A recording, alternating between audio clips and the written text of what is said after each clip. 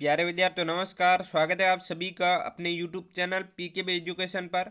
तो आज अपन पशु परिसर से संबंधित एक महत्वपूर्ण सेशन और शानदार सेशन रहने वाला है अपन का, जिसके अंतर्गत जब से सीईटी का रिजल्ट आया है बच्चों के अंदर भय पैदा किया जा रहा है, बच्चों को डराया जा रहा है कि जिस तरह से सीईटी के अंतर्गत है जो नॉर्मलाइजेशन के से किन किन शिफ्टों के अंतर्गत है जो घटा है नंबर और किन शिफ्टों में बढ़ा है। तो वो अपन उससे संबंधित आज बात करने वाले हैं कि पशु परिसर में कौन सी शिफ्ट के अंतर्गत है जो नॉर्मलाइजेशन से आपको फायदा होने वाला है और कौन सी शिफ्ट में है जो नंबर घटेंगे। इसके साथ अपन देखने वाले हैं कि कौन सी चार शिफ्ट हैं जिसको ज़्यादा फायदा है जो यहाँ पर देखने को मिलेगा, और तीन तो ऐसी भी शिफ्ट है जिस पर यदि 95 से 100 के आसपास भी आपके यदि नंबर बैठ रहे हैं तो भी आप पूर्ण रूप से सेफ स्कोर के अंतर्गत अपने आप को है जो मान सकते हो। और किन विद्यार्थियों को अभी से डॉक्यूमेंट के लिए तैयार रहना है, क्योंकि आपके रिजल्ट से अब जो इंतज़ार ख़त्म होने ही वाला है। जस्ट आपके मार्च के महीने के अंतर्गत है जो रिजल्ट है जो आने वाला है, और मार्च से अप्रैल के शुरुआती हफ्ते में आपसे है जो डॉक्यूमेंट वेरिफिकेशन करवाया जाएगा। तो किन विद्यार्थियों को अभी से डॉक्यूमेंट के लिए तैयार रहना है और कौन से डॉक्यूमेंट तैयार करने हैं, इसके साथ अपन है जो कैटेगरी वाइज जो कट ऑफ देखने वाले हैं, यानी संपूर्ण जो कैटेगरी है OBC, EWS, general, TSP, non TSP, और इसके साथ SC, ST, sports, ID category, इसके साथ ईडब्ल्यूएस, यानी कि जो भी सभी प्रकार की कैटेगरी वाइज है। बच्चों को आजकल कोई है जो नहीं बता रहा है कट ऑफ की, एक दो कैटेगरी की बता के है जो छोड़ देता है। विकलांग सभी के अपन देखने वाले हैं। तो चलिए अपने शानदार सेशन की शुरुआत करते हैं। तो सबसे पहले देखते हैं कि नॉर्मलाइजेशन से किस शिफ्ट को फायदा होगा। यानी कि आपको मैं सीईटी और पशु परिसर को मैं कंपेयर करके बताता हूँ कि सीईटी में क्या मुद्दा था और पशु परिसर में क्या है। सीईटी में देखो जिन भी शिफ्टों में एग्जाम हुआ है उसके अंतर्गत पेपर में बहुत ही लयबंद रूप से नहीं था। किस शिफ्टों के अंतर्गत तो बहुत हार्ड पूछ लिया गया था, जहाँ पर आरएस वालों के भी छक्के छूट रहे थे, और कोई कोई शिफ्ट में तो यदि 10th पास भी बैठ जाए तो उनके भी है जो बल्ले बल्ले हो जाती। इस तरह का पेपर था। उसमें थोड़ा सा अपने कहे तो मतलब इतना ज़्यादा है जो कोई पेपर ऐसा था कोई ये सरल था, इस तरह से वो पेपर है जो डिपेंड और उसको बनाया हुआ था। तो मैं आपको बता दूं पशु परिसर में ऐसी कोई भी कहानी है जो नहीं होगी, क्योंकि सीईटी में ऐसा होने के कारण को किसी शिफ्टों में घटाए गए और किस शिफ्ट में बढ़ाए गए। परंतु बहुत सारे बच्चे सीईटी को लेकर ही बैठ गए हैं। पिछले जो एग्जाम हुए सीईटी से पहले उसमें नॉर्मलाइजेशन किस तरह से हुआ है वो बच्चे हैं जो पूरे तरह से भूल गए हैं, और सीईटी के रिजल्ट के आने के बाद अफवाहें फैलाई और बच्चों के मन के अंतर्गत भय बैठ गया है। तो मैं आपको बता दूं पशु परिसर में ऐसा कुछ भी नहीं होने वाला है। पशु परिसर में पेपर एकदम सभी के अंतर्गत समान रूप से डिफाइड किया हुआ था, यानी बनाया हुआ था। तो मैं आपको बता दूं देखो जो भी शिफ्ट के अंतर्गत है जो पेपर हुआ है उसमें मान लो पहली शिफ्ट 6 शिफ्ट के अंतर्गत हुआ, हाँ एक दो शिफ्ट में थोड़ा सा ज़्यादा हार्ड था, बाकी शिफ्ट में नॉर्मल था। वो मैं आपको आगे बताऊंगा कि किस शिफ्ट में ज़्यादा फायदा है जो होगा और किस शिफ्ट में नहीं। तो मैं आपको बता देता हूँ कि देखो जो आपके 6 शिफ्ट के अंतर्गत है एग्ज़ाम हुआ था उसमें से आपके देखें तो पहली मैं आपको हर शिफ्ट वाइज बता देता हूँ। पहली, दूसरी, तीसरी, चौथी और पांचवी और छठी, इनमें से आपके जो सबसे टफेस्ट जो हुई थी वो मैं मेरे अनुभव से और बाकी जो भी मैंने कोचिंगों से अनुभव है उसके आधार पर बता रहा हूँ।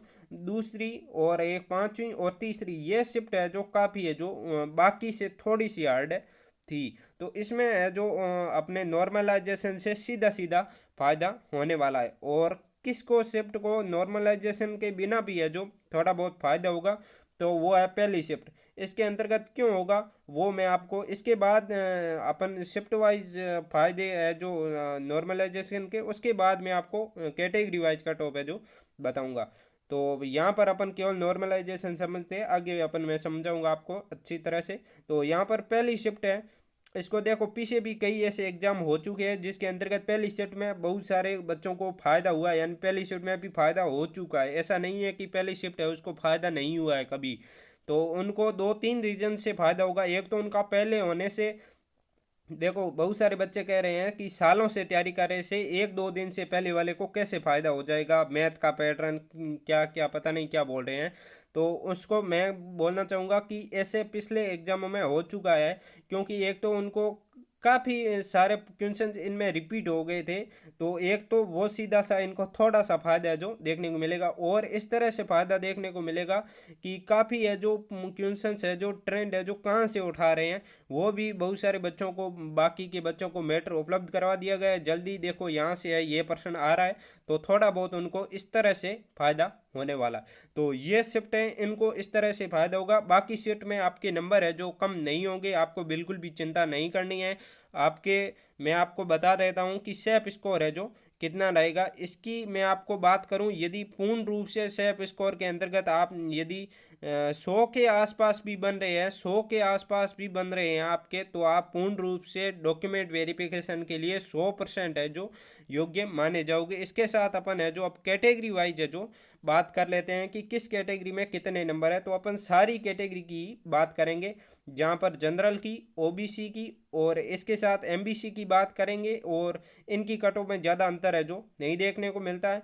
फिर अपन ईडब्ल्यूएस की बात करेंगे, और फिर एससी एसटी की बात करेंगे। इसके साथ अपन बात कर लेते हैं स्पोर्ट्स की, और इसके साथ अपन है जो विकलांग दिव्यांग है उनकी भी बात है जो करने वाला हूँ। इसके साथ एक दो और भी मैं आपको कैटेगरी वाइज है जो, यानी कि टीएसपी और नॉन टीएसपी, इनकी भी अपन बात है जो करने वाले हैं कि कितनी है जो कट ऑफ रहेगी।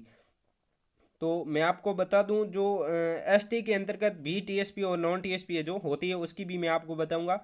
तो जनरल के अंतर्गत यदि आपके 105 और से 107 के मध्य, यानी एक दो नंबर कम भी है, ये मैं हाईएस्ट नंबर बता रहा हूँ, इतने पे तो आपके 7-8 पे 100 के आसपास तो आपके सिलेक्शन 100% हो जाएगा।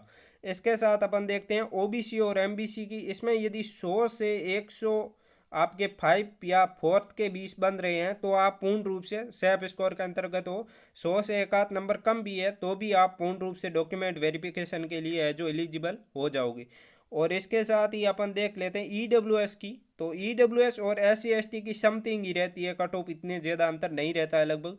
तो इसमें यदि आपके 95 के समथिंग भी है, 95 से 97, तो भी आप है जो पूर्ण रूप से सेफ स्कोर के अंतर्गत है जो हो जाओगे। और इसके साथ स्पोर्ट्स और विकलांग और टीएसपी और नॉन टीएसपी के अंतर्गत भी वही अपने एससी एसटी वाली ही रहती है, मेरिट इतनी ज़्यादा नहीं रहती, 95 से 96 है, तो भी आप पूर्ण रूप से सेफ स्कोर के अंतर्गत हो। देखो जनरल और आपके इनकी एससी एसटी की, इनकी 10th नंबर का अलग जो अंतर है जो देखने को मिलता है जब ओबीसी इस तरह से कैटेगरी वाइज आपके कम होती जाती है तो। और स्पोर्ट्स और विकलांग, विकलांग की सबसे कम है जो कट ऑफ है जो यहाँ पर देखने को मिलती है। स्पोर्ट्स के आप में मैं हाईएस्ट से हाईएस्ट बता रहा हूँ, यदि आपके 90 भी है तो आप सिलेक्शन है जो ले जाओगे, यहाँ पर एक सीट पक्की करके ले जाओगे आप। और विकलांग है इसके 85 के 80 से 85 के 20 है, तो आपके सिलेक्शन 100% हो जाएगा। ये आपकी कट ऑफ है। देखो आज तक का यही रिकॉर्ड है। बहुत सारे बच्चों को ये बात है जो यहाँ पर विरोध करेंगे, उनको अच्छी नहीं लगेंगे, परंतु वो क्या बहकावे में आ चुके हैं। यदि अपने माइंड से 100% रूप से सटीक रूप से सोचेंगे, और असली कट ऑफ उन्हीं को पता है कि 100 नंबर भी कितने मुश्किल से आते हैं, जिन्होंने पेपर दिया है उनको मालूम है, बाकी दूर से देखने से उनको कुछ भी अंदाज़ा नहीं है। तो ये थी आज की इन्फॉर्मेशन कट ऑफ से संबंधित, नॉर्मलाइजेशन से संबंधित, और आपको घबराने की कोई ज़रूरत नहीं है। और भी आपके यदि कोई डाउट है तो आप कमेंट बॉक्स में बता सकते हैं, मैं आपको एकदम 100% तसल्ली से है जो रिप्लाई देने की कोशिश करूँगा। तो ये थी आज की इन्फॉर्मेशन, कैसी लगी अब मिलते हैं अगले वीडियो में, तब तक के लिए सभी को थैंक यू।